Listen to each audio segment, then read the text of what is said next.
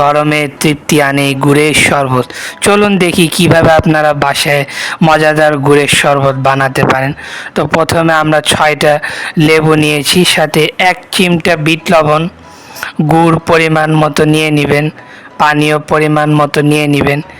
এরপর লেবুগুলো চিপতে চিপতে সব রস বের করে নেবেন। এরপর লেবুর রস, লেবু সহ যেটা থাকবে, গুড়, পানি এবং বিট লবণ তো আগেই দেওয়া হয়েছে, সব নাড়তে নাড়তে মিক্স করতে থাকবেন।